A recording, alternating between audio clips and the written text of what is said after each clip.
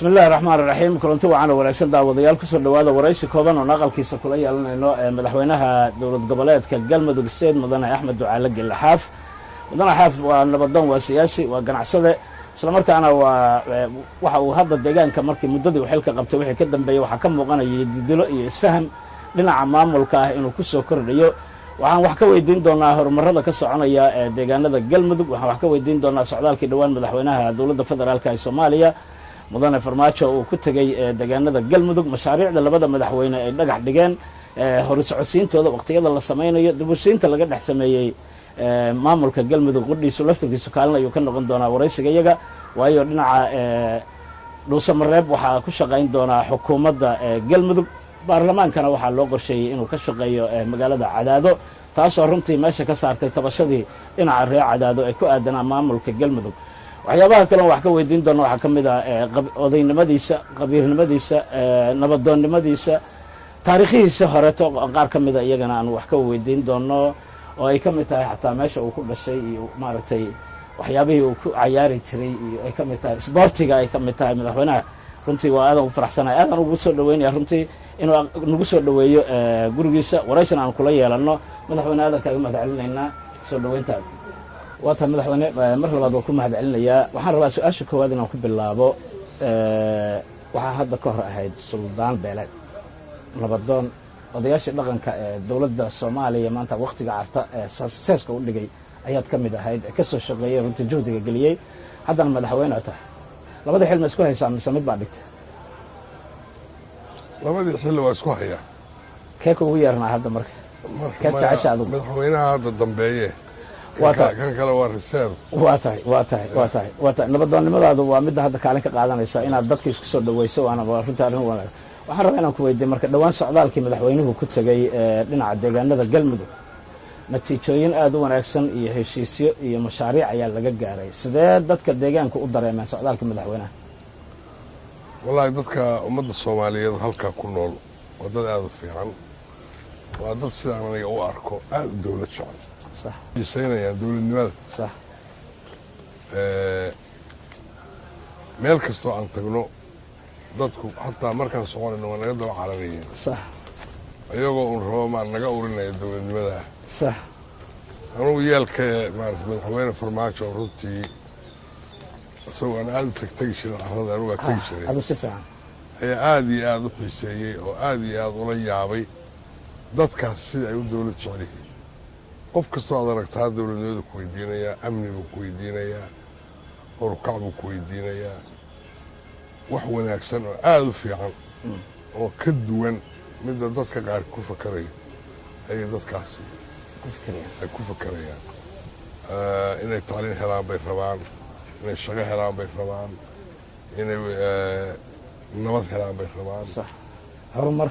horumar inay helaan bay rabaan in ay wax loo tilmaamo oo la yiraahdo waxa qabta markaas ay qabtaan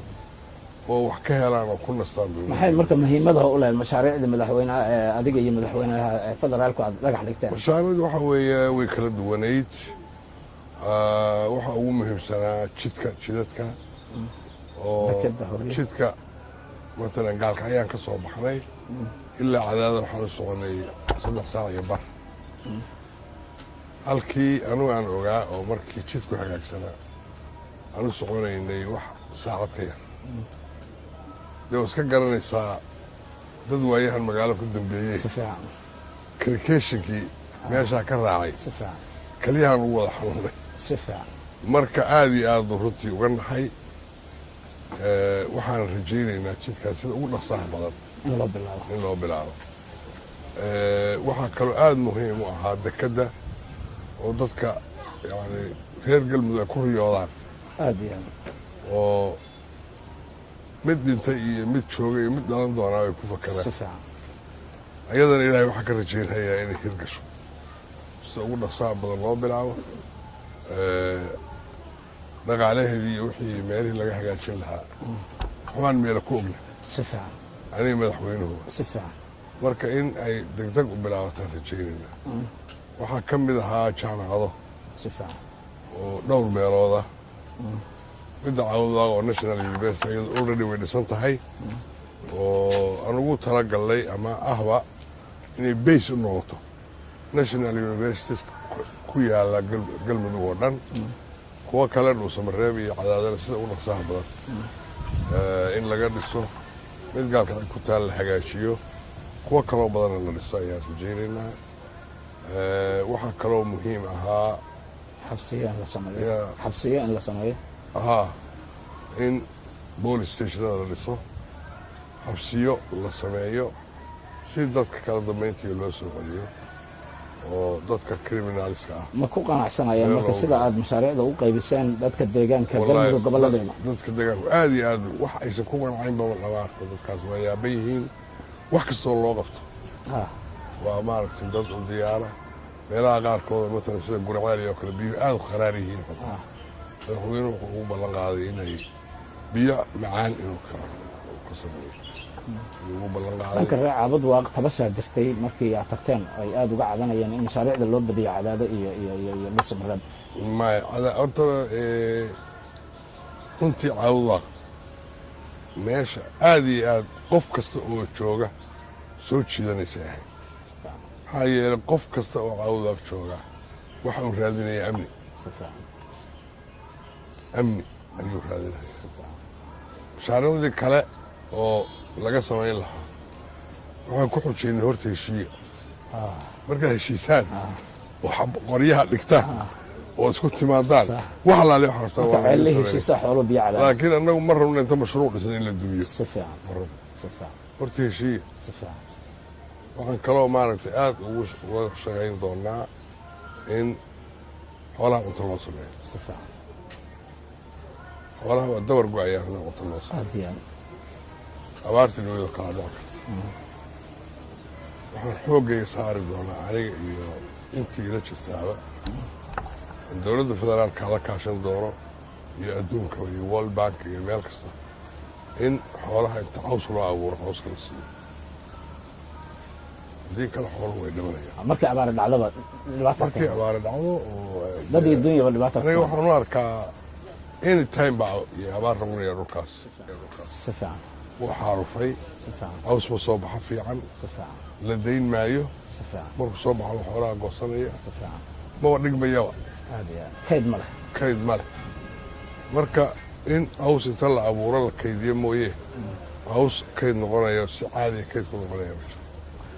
waa hawl fiican arrin kale waxaa jirtay xoogaa dhinaca cadaado iyo dhuusamareeb xoogaa caqabad idinku noqotay adiga maamul ahaan iyo madaxweynaha dowladda federaalka laakiin markii dambe heshiis baa ka gaarteen muxuu ahaa heshiiska waad ku qanacseen reer cadaado arrintu ma weynaa ogtahay dowladda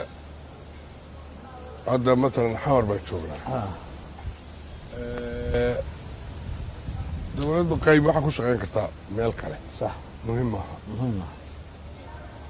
way isku dhowdahay wax kastaa laga qabtaa annaga muhiimaddu waxay tahay keliya in dadkii wada joogo wada shaqeeyo cadaado iyo dhuusamareeb waa isku magaalo hal saac baa loo kala socdaa qofku intaa koob shaa ka cabo asagoo carabkiis ka dhadhama ayuu tagaya tan kale si fiican marka wax tanaa lagu shaqeynaya tiyaanaa lagu shaqeynaya aniga ishu in laga dhigo ma qabo waana wax wanaagsan oo maaragtay la rabo in wax laga gaaro waa tahay marka maamul sidiisa nidaam markuu dhisan yahay wuxuu leeyahay shuruuc waxaa loo baahan yahay in waxaas baarlamaanka loo celiyo cadaada marka ma sanadii marka hadda aad joogto ayuu baarlamaanka ku shaqayn doonaa mise waa abadan oo baarlamaanka la rabaa in la marsiiyo kadibna la ansixiyo oo maamulka galmudug kan kaa dambeeya kan soo socdaa way ku wada dhaqmi doonaan arrintaas waa ishu mustaqbalka laga tashan doono laga hadli doono ma aha mid hadda taagan tan hadda waa xal tan hadda un xal baan gaarnay halkaasna allah nagu guuleeyo maxaa kaaga qorshaysan deegaanada galmudug ee aan weli gacantaada ku jirin adiga ee hadda shabaab gacanta ku hayaan aniga waxaan kuu sheegayaa dib ugu laabo waraysiyadaydii markii aan kursiga raadsanayay waxaa ka mid ahaa dhowr shay bay ahayd horta in ahlu sunna iyo galmudug la mideeyo si fiican laba waxay ahayd gaalkacyo in nabad loo helo si fiican arrinta gaalkacyood xal loo helo saddex waxay ahayd arrin xuduudda kililka iyo annaga dhib badan oo dadka haystay oo mar ay dhacdayba in dadkii oo dhan ay ka soo baxeen xuduudda ay ku noolaayeen oo barkadahoodii iyo guryahoodii ay ka soo tacabireen ka soo barakaceen aduu xal baan ka gaarnay waa la hadalnay hadda waa fiican yahay waxaa ka mid ahayd dekadda iyo jidadka in xal loo helo waxaad moodaa hadda wixii aan ka ahayn tan shabaabka oo dee ayadoo ummadoo dhan u taalaan kaligii ohol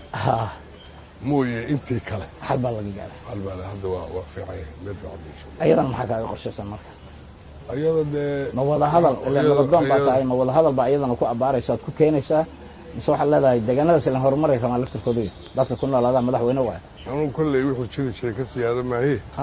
wixii lagu xalili kara nimankaas in lagu xalilo wada hadal iyo ama wada hadal ama xooga waxay doonta ha noqotee laakiin dalku waa inuu isku furmaa waa tahay barnaamijka iyaga waraysiga iyaga waxaanu dhignay baraha socialkaan dhignay dadkan la wadaagnay madaxweynaha marti ku aan dhiray barnaamijka dad badanaa su-aalana soo weydiiyey su-aalahaas waxbaan ka soo qaadanay oan u aragnay inay muhiim yihiin deegaanka waxaa ka mid ah dhowaan adiga iyo ahli sunna maaragtay uu sheekh shaakir hogaaminayo oo heshiis soo gaarteen muddaa la kala taagnaa heshiiska waa miro dhalay waatan sababtay in deegaanada horumarku la horseedo laakiin waxa uu ku fadhiyaa sheekh shaakir boos kabineetka madaxdii ninka u ah oo boos ra-iisul wasaare u dhigma iyadama baarlamaanka la geynaya marka iyadana mise waa si markaa ay u noqoto wax galmudug ay ku dhaqanto oo sharciya oo hadda kadib la nidaamiyo mise tanna sidoo kale xal baa la biday arrintan waa arrin dib u heshiisiin qaran wey wax kasta waa ka weyntaa baarlamaan in la geeyey iyo in wax kale looga hadlo mar haddii ay tahay dad iyo dal maqnaa inay yimaadaan dib u heshiisiin qaran wixii lagu xalinayo wax kasta way ka weyntaa wax kasta baarlamaanka laakiin looma waa ka weyntaa laa baarlamaan walaa qali walaa cid kale ciday u baahan tahay labadaas maxaa yeelay dib u heshiisiin qaran waa iyadoo qalan la helayo kale uma baahna marka in discussion la geliyo iyo muran iyo ma jiri kartaa mise ma jirayso qof oran kale miyaa jira yaa dhulka imaano yaa la keenin qof oran kale miyaa jira qofka waa ka xishoonaya aad iyo aad marka arrintaas waa arrin dib u heshiisiin qaran wey dib u heshiisiin qaranna ciddii ka hor timaadaa dee muwaadin uma marka taa dib u heshiisiin aan u qaadanayna marka taa dib u heshiisiin weeye tira arrinta maamul goboleedyada galmudug iyo hirshabeelle waxay ahaayeen maamuladii dib ka dhismay maamulada kale way ka horeeyeen mar walba sabab waxay u noqdaan madaxweynayaashooda in la bedelo waxyaabaha waayo aragnimada ahayd la imaanaysa odayii soomaaliyeed wax badan jooga tahe maxaad ku qiyaasi kartaa sababta keenaysa in maamulada galmudug iyo hirshabeelle madaxweynayaashooda mar walba sanad ama 2 sano lagu bedelo kuwii kaleba salkaa u dhigan oo mudday hayaan la bedelaa puntland waati hadda la bedelay doorashay ku bedelaan tan khilaafaa lagu bedelaa sida hadda madaxweyne ka horeeyay iyo madaxweyne iyadoo waa doorasho waxa moogtahay lama rabo democracy in la dhaafo haddii baarlamaanku isku yimaado election sameeyaan ay doorasho sameeyaan okay ama waqtigu ha u dhammaado ama ka hor hala ridee waa wax iska caadiya marka in issue laga dhigo ma qabo dad baa waxay yidhaahdaan labadan maamul maadaama ay gadaal ka dhismeen ma laha ilo dhaqaale ma laha ciidan iyaga u gaar ah ciidankooda waxaa weli laga maamulaa nabad sugid nisa hadday tahay iyo military hadday tahay iyo bolis hadday tahay dowladda dhexe dhaqaalaha waxaa kaba dowladda dhexe sababtaasaa u sababa oo weli ma aysan yeelan ilo dhaqaale u gaara iyo ciidamo iyaga u gaara taa ma aaminsan tahay waxbaa ka bedelan haye maxaa ka bedelan way jirtaa waxyaalahaas xoogaa in way ku tiirsanaanta dowladda aad ku tiirsantiin dhexe ayadaa ka shaqayn doona in hagaagto insha allah tacaala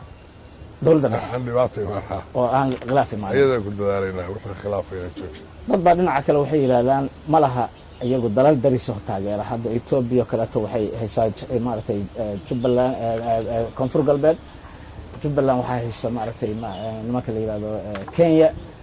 maaragtay puntland waxaa haysaa maaragtay etoobiya kaleeto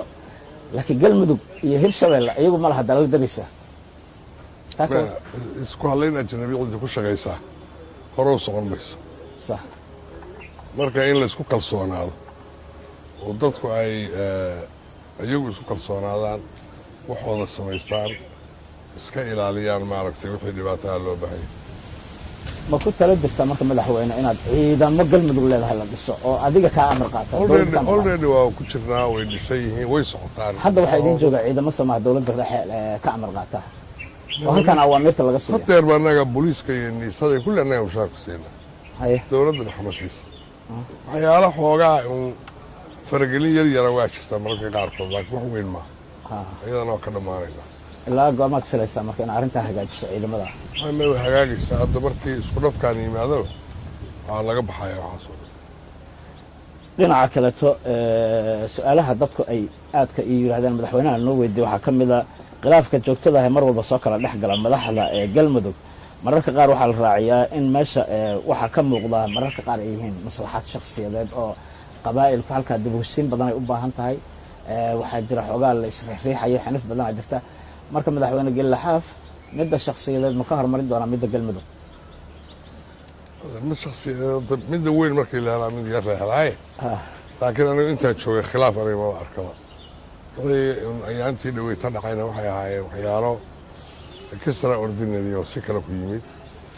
laakiin waxaan ku dadaalaynaa inaan wax khilaafiyo waa tahay dhowaan baarlamaan wasaaradda maaliyadda waxay soo gudbisay miisaaniyaddii maamul goboleedyada oo loogu talagalay yani in loo kala qoondeeyo waa la kala badsaday maamul galmudug inta ku soo aaday khidmada ama qoondada ku soo aaday ma tahay mid anfacda mase ku qanacsantiin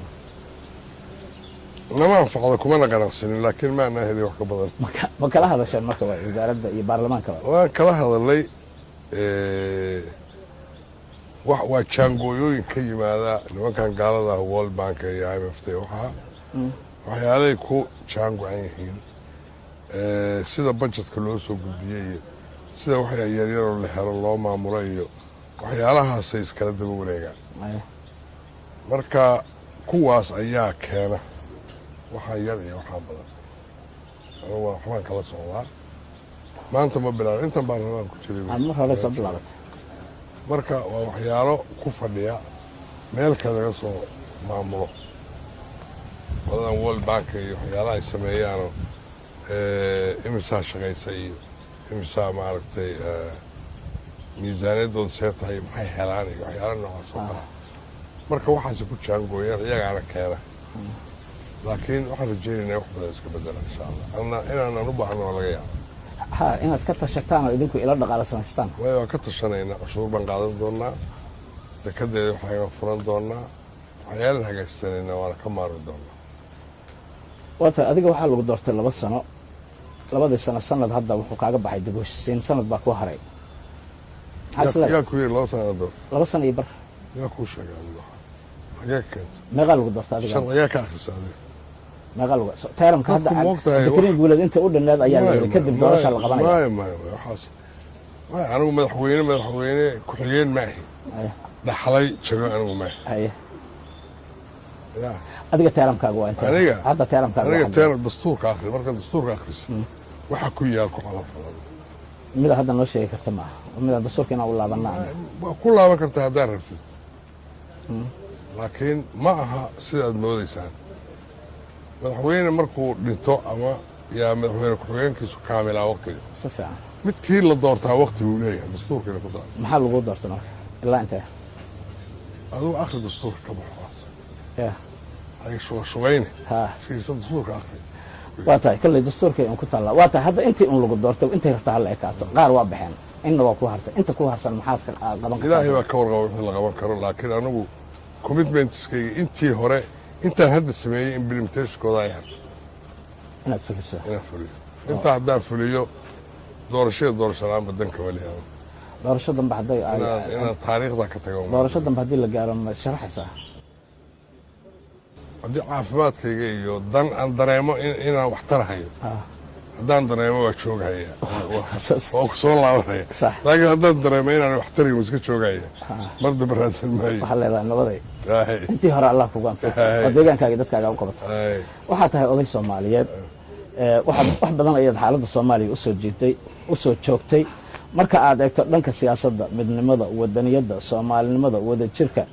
maxaad ku cabiri leedahay halka soomaaliya ay ku wajahan tahay marka aad hadda xaaladda lagu jiro qiimayso soomaaliya xaggee u socotaa mustaqbalka waan kuu sheegaya aniga shirkii carta ninkii qabanqaabiyaan ahaa salaadiintaad ogeyd ninkii jabuuti geeyey baan صح nin kastaa waa ogaa صح kuwii aan shaalalkii caamadihii macawsa ogaday baa jooga صح waad arki kartaa والله صلاة intaa waxaan raadinaya dowladnimo صح dowladnimadii waa la gaaray أيه aniga intaas 18 sano baarlamaan ku jiray صح mar kasta wasiir waa noqon kara weli xataa wasiir ma doono والله صلاة hobbigayga ma ahayn صح inaan maaragtay wasiiri waxaa noqdo haddana waxa igu khasbay waxaa weeye dhibaatada haysta gobolkayga ma aha inaan cid uga aadsanayo maaha dadku si kale u qaateen waxaa weeye dhibaatada haysata gobolka ayaan rabay inaan gacan ka siiyo صفا oo inta karaankaaga oo mandate inaan u helo inaan shaqo qabto صح shaqada hadda way bilaabatay صح mid baana kuu sheegay soomaaliya waxaa ka lumay inay saaminto صح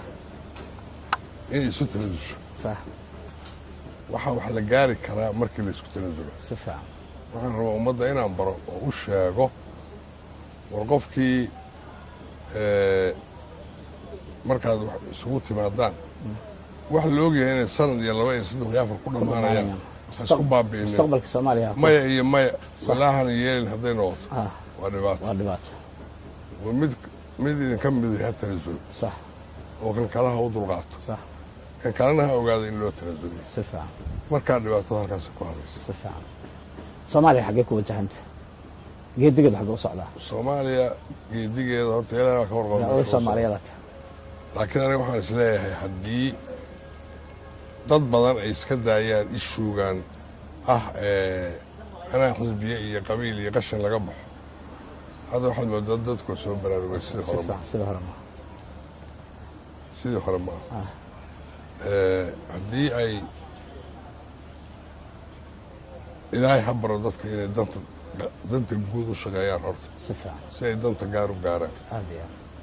واتاي هذا oday baa tahay nabadoon baa tahay madaxweyne tahay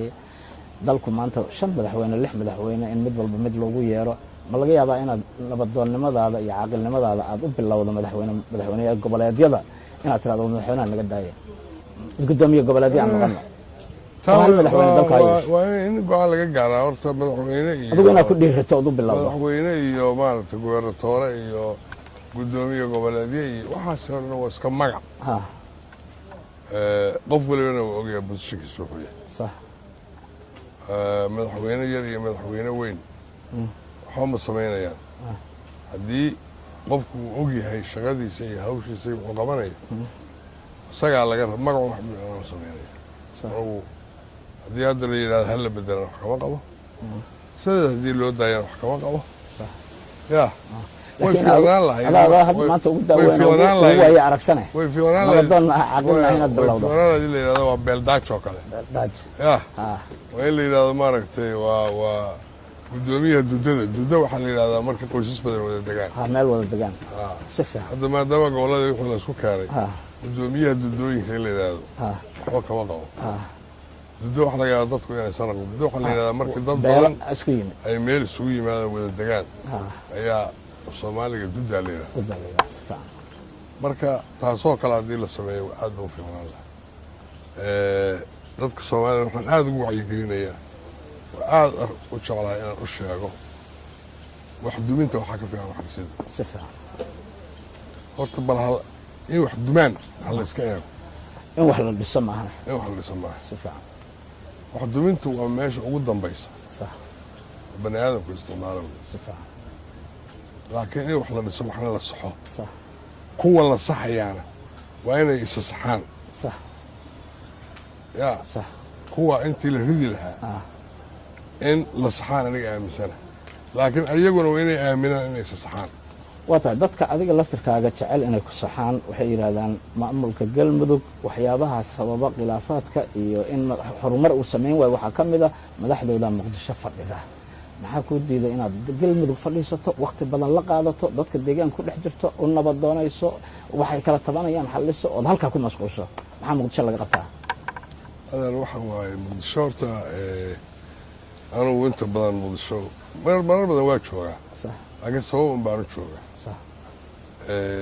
annaga hay-adihii wax walba meeshaana jooga si fiican mid waliba waa lagu ballaminayaa dowladdii baad ballan la leedahay shirar kalaa meesha ka jira waxaasoo dhan waa wax maaragtay waan loo jeedine kuwa qaranka hadda maanta maya labadii waa maqan yihin mar kastana waa maqan yihin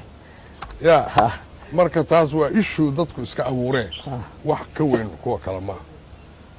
midda kale meeshii awal stable ma ahayn magaalada la joogay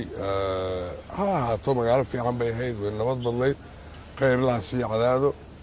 aad bay u fiicnayd meel aad u nabad badan ayay ahayd oo nabadeedu aad u hagaagsantahay weliga dhibaata kama dhicin taariikho badan oo wanaagsan oo lagu sameeyo madaxweynaha adiga lagu doortay oo dad kale lagu dooranayay intii ka horeysana way fiicnayd marka laakiin dee meel yar oo aad moodo maaragtay muusamareeb aadan tegi karin meeshii kaloo aada ay dhib tahay ayay ahayd marka wixii in la furfuro hadda waa ballaaran oo wax la weyneeyo oo wax loo baahanya hadda caawudaaq oo kale weligeed qof ma tegin anaa tegay si fiican anoo bilya bardoornaana tegay si fiican markaana markii labaad bay ahayd markaasaan waxaan ugu ballan qaaday madaxweyne inaan keeno si fiican madaxweyne waa geeyey si fiican marka aniga arrinta ballanqaad haddaan ballan qaado inaan fuliyo u badanta ummaddana saasaa laga rabaa in wax la fuliyo wuxuu la ballan qaado iyo in la isku kalsoonaado si fiican aniga haddaan maqanaya haddaan joogo galmudug waan shaqaynaya si fiican wax khilaafa oo hadda reer galmudug dhexdooda ahna ma dhicine intaan joogee waad ogtahay oo korka dhacday ahayd mawadan adiga iyo madaxweyne ku-xigeenka iyo baarlamaanka waxaasoo dhan issue waxay ahayd ka socday federaalka waa loo ogaa hadda wada shaqayntiin waa fiican tahay alxamdulilah waa laga raysta wadur mar yimid buu ahaa waa laga raysta warragaa shaqada uga soo tegi karta hadda warragaa shaqada uga soo tegi karta hadda dhibaato ma jirto dhibaato ma jirto waa tahay waa soo gabagabaysanaynaa waraysigeena waqtiyadaada firaaqada maxaa samaysaa waqtiga firaaqada relaxaad u baahanta waqti ma weli waqti firaaqada saaxiib waqtigayga dhan waa buuxaa maba heshidba maba helaba maba helaba cuntada noocee ugu jeceshahay isticmaasha cuntada anugu alla italyaananahay baastada ayaan jeclahay si fiican kafeega iyo si fiican ya italyan nooc italyan italias anugu kubadda cagta dadka horaana kubadda cagta isku aad baan u daawadaa waana ciyaari jiray hadda galmudug baad ciyaari jirtay waan ciyaari jiray haye galmudugna hadda waad ogaan doontaa sanadka soo socda sanadkii hadda waana la ajaray aad baad u dhiirigelisay laakiin meel ma gaarin meel ma gaarin haye haddaad ogaan doontaa sanadaha soo socda waxaad dhisi doontaa naadaada ya yaa taageertaa marka naadiyada soomaaliya yaa taageertaa naadiyada soomaaliya anaaba naadiya kaygan taageeray hay galmudug kuwa yurub ma daawataa kuwa yurub baa daawadaa ha waxaa taageertaa ma jiraan kuwa afrikaanka u badayaan taageeraa mid madoog u badayaho arsenal iyo ilaa chelsea iyo kuwaas taageeraa mid madoog kuway ku badan yihiin timyadaasad aadaa waa tahay waa relaxis intaas waxaa gabagabadii taladaada oday soomaaliyeed wax badan soo joogay dad badan horta waxay ku yidhaahdaan xaaf xilligii wuxuu joogaa iska nasan lahaa weligiis xildhibaanka badanna kuma nasan jirin nin ganacsigiisa iyo businesskiisa iyo nabadoonnimadiisa iyo beeshiisa iyo waxalliyuu ahaa markan waa boodo meel siyaasad aad u adagu dhex galay maxaa xilligan ku kalifay xilligay ahayd inuu nasto isagoo intaa ka xoog yaruusan waxaan raadinay dadka sidaa qaba kuu sheego nin baa gabiyey wuxuu yidhi tusmaa unku kale leeyahay teenanaa siman si fiican teenan tusmaa unku kale leeyahay teenanaa siman dadka kale ninkii sii wax tara waa tixgeliya si fiican idinkuna caqliga taabidkaa oo ku tumataan sax tartar baad ka dhaaftaan ninkii toos idiin wada taako iyo mayl kala fog baad mid u taqaanay gabagaa waxaa tiriyey aadan afqalooc 63 si fiican soomaalidu tilmaamayay si fiican waxaan leeyahay war soomaaliyey qofkii wax idin taraya gacan qabto riixa oo maaragtay saacida si uu idiin wado oo wax fiican idinku hagaajiyo laakiin haddaad kii fiicana lugaha ku dhigtaan daanyeerna darishad ka soo gelisaan weligii saasaad ku markaan odaynimadeedan u istaagana galmudug ku badbaadiya maya taa aniga keliya maaha anigu madaxdoo dhan qof kasta oo maaragtay wax qabanahayo oo qof fiicana fursad hala siiyo gacan siiya fursad hala siiyo ha isku yaan la isku dayin mid darishad ka soo galay in meesha la keeno inuu maaragtay aad keentaan meel raku kabiya tiiri tacabeelay waa tahay su-aasha aan rabo kale inaan ku weydiiyo dadka maalmo dhaweeto xogaa khilaafkii dowladda dhexe iyo adiga iyo maaragtay maamulkaaga iyo arrinta waxay ahayd maaragtay imaaraadka arrimahaas hadda meesha ma ka baxeen imaaraadka dowladda waa la heshiisay anigana wixiina waa iska dhammaaday waa xirtay kiiskaas waa xirtay ma iska xirtay kiiskaas over yah waa dhammaaday mar daba lagaa maqli maayo maxay kiiskaas inaad soo celiso kiis maba ahaynba waxay aniga inaan ka dooranno mucaawanooyinka maamulada kale la siiyo oo kale in la siiyo intaa unbay ahayd si kalaa loo fahmay ha dowladda inaad ku tixgelisaan hudnimadeeda idinku madaxweyne goboleedyada hadda ma si kalaa loo fasiray inaan waxaa loo qaatay inaan lacag ka dooranno aan dowladda ku duminayno laakiin waxaysan ogeyn anigu waxba dumiyaba anigu weliga waxba mar baa hadashoo tiri annagu waa qaraab tagna ya mar baad b b c da ka hadashoo tiri waa qaraab tagna waa qaraab tagna laakiin qaraabka laftiisa dadku si khalad u fahamsan yahay ya qaraabka laftiisa ayaa dadku khalad ka fahamsan yahay qaraabka marka lagu leeyahay waxaa weeye qof dad baahan ka tegey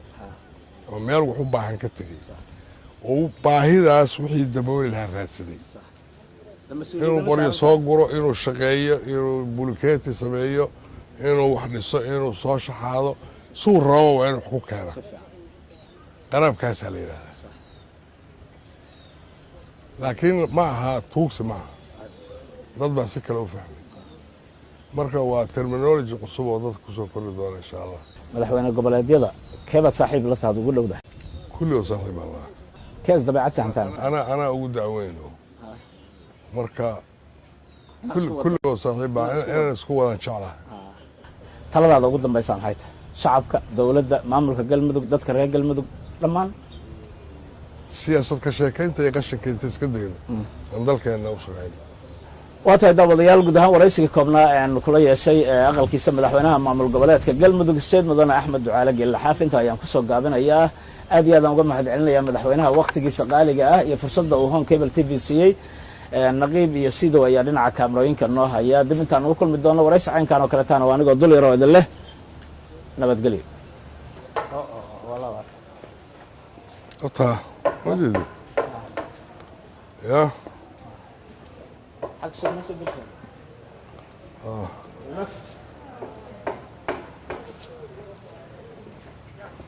masha wallahi aniga soomaaliya waa barwaaqe baraayo ilaahay wuxuu nagu riday dadkii aan shaqaynaya waxaan ogaaday geeduhu xataa waa kala madisan yihiin qaarna miro badan buu dhalaa qaarna miro yar buu dhalaa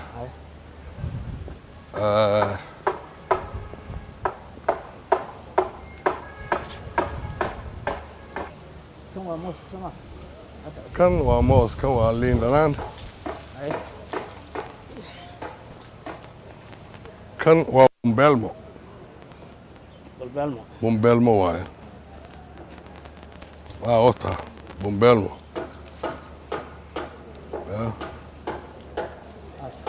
bumbeelmo waaye bumbeelmada liintu intaa kaliya ku kala duwan yihiin ogow marka hore waa isku geed marka cross bal kan waa liin dhanaan waxaan tusayaa liin dhanaanta oo aad u dhasha sabab buuxda geed aan dhalin ma jiro geedkii wuxuu dhalaa markuu ugu yaraado 1000 xabo galmudug ma adgeysid waxaan oo dhan beeraha waan geyn doonaa hadday isugaan geedan dhalayno ma jirto geed kasta waa dhalaya ma jirto geed aan miro lahayn ma jiro hadda waa kana kuwa soo ma jeed kuwan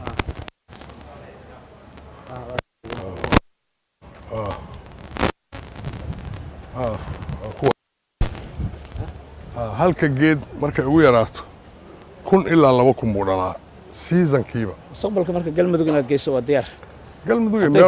meel kastoo Soomaaliya aan diyaar u ahay inaan geeyo ma aha meeshan kaliya ma aha meeshan kaliya halkan waxaan ka keenay maalin dhaweeyta geedo foox maydi ma taqaana oo bari oo inta lagu beeray ku baxaa haa kaala qumbahaasoo kale halkan ku baxaa baydago isagoo baxaan ku tusa oo weliba geedka qumbahaas oo dhalafay cajiib ya والله عجيب انت ميركو تالفيري دل برواقه الهين لين دلانتا مركز سوا دشا مركز جيد كسميراكو يا guriga waa laga isticmaalaa guriga ma magaalada ma laga isticmaalaa shaqaalada ma isticmaalaa waa la qaataa waa la qaataa waxa kan fiiri bal inta geedka mir saara fiiri عجيب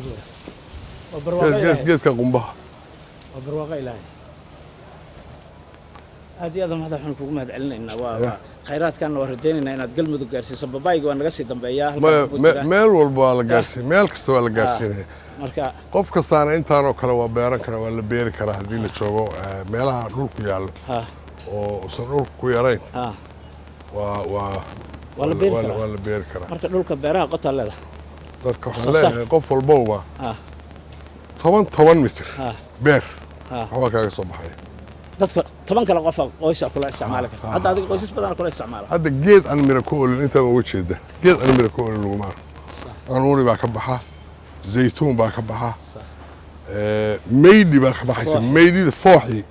ayaa arkaysa hadda oo aad xabagta ka goosan karto malaynaa inuu halkaas jiro dhinaca shusha annaga sii sawiranayna aad iyo aad kugu mahad celinayna